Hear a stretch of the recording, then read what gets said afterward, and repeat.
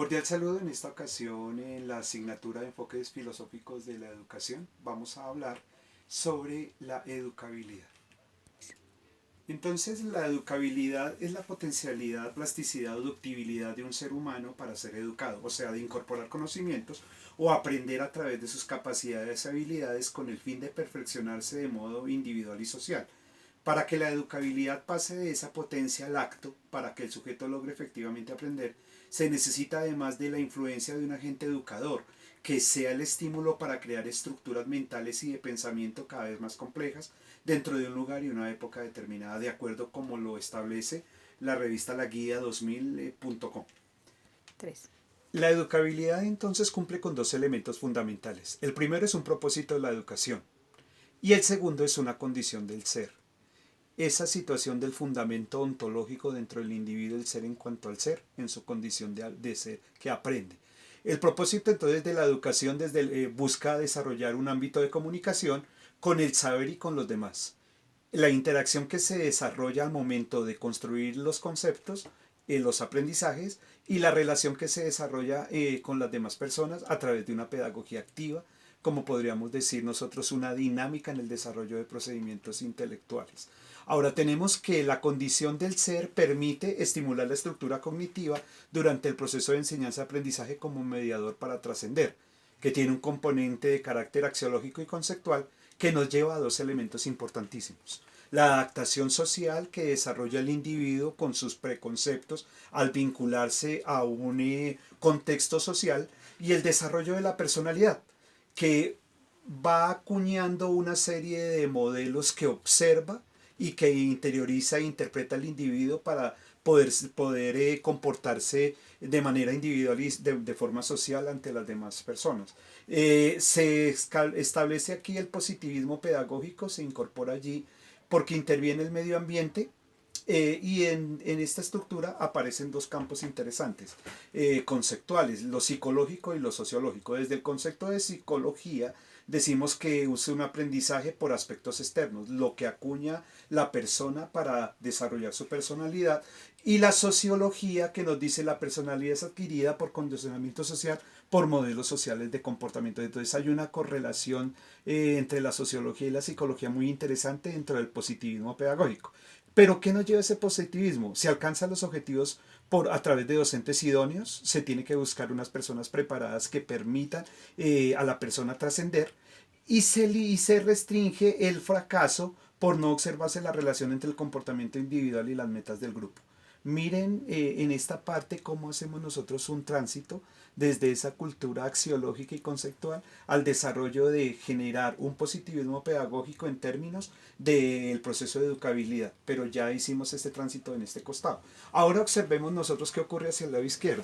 Pero ¿cómo se da? ¿Cómo se da este proceso? Porque alguien tiene que ser el protagonista. El protagonista de esta estructura entonces nos viene hablando de dos elementos importantes, que es el aprendiz, que es influenciado, y un educador que influye. Pero en este contexto necesitamos un educador preparado que nos permita a nosotros un positivismo pedagógico para alcanzar los objetivos. Este aprendiz influenciado tiene una forma de desarrollar sus procesos de asimilación y acomodación en un espacio-tiempo determinados.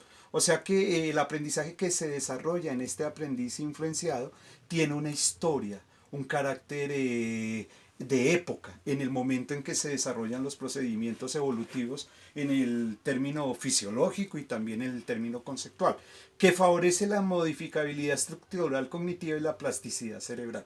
Estos términos se acuñan de una manera formidable porque modificar la estructura cognitiva implica la transformación de las funciones psicológicas superiores tendientes, que facultan lo que llamamos nosotros mente, y esa mente es un proceso emergente de la plasticidad cerebral.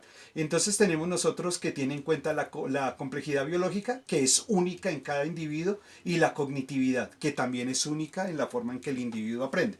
Por eso nosotros podemos hablar en este estadio de estilos de aprendizaje. Pero ese estilo, esta complejidad biológica y cognitividad nos habla de un análisis antropológico, de la evolución del ser, el estudio del ser, en esencia del ser, que restringe a una serie de lineamientos conceptuales, culturales, institucionales también, que tiene un cambio intencional. Esta estructura se transforma en la medida en que este educador que influye afecte de manera positiva y alcance los objetivos como docente idóneo en el desarrollo del proceso de enseñanza-aprendizaje de un aprendiz que se deje influenciar. ¿A través de qué? De una metodología y una didáctica que atiende la diversidad de las formas de aprender, los estilos de aprendizaje con base en la estructura biopsicosocial del individuo. Ahora, hay un interés bastante particular porque este campo de la educabilidad también establece unos límites, la corporeidad y la espiritualidad. La corporeidad nos dice que es limitada por la imperfección del hombre. Por la corporeidad se restringe la evolución del espíritu que necesita libertad. Hay un tiempo y un espacio para desarrollar los procesos de educabilidad como ya los habíamos planteado dentro de una historia, pero también dentro de una fisiología. También tenemos nosotros que no hay capacidades ilimitadas y la realidad humana es imperfecta, porque el ser humano es imperfecto. No tenemos nosotros el 100% de nuestras capacidades completamente desarrolladas, sino tenemos unos límites que no nos permiten avanzar a los niveles que nosotros quisiéramos alcanzar, porque ya la biología no nos lo permite. Y hay un pesimismo dentro de esas limitantes de imperfección del hombre, hay un pesimismo pedagógico determinado por la herencia. La pedagogía solo adiciona procesos, pero la estructura cognitiva ya está determinada. Nos plantea que nosotros tenemos una concepción ya por herencia, algo heredado en el ADN, que nos limita para no desarrollar determinadas habilidades que otras personas sí desarrollan.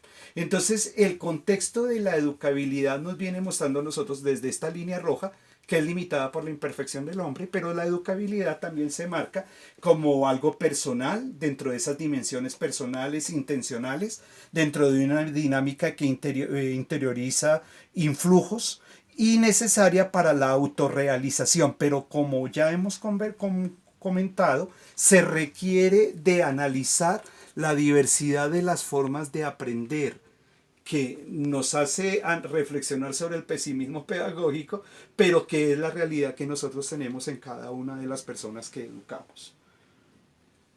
Gracias.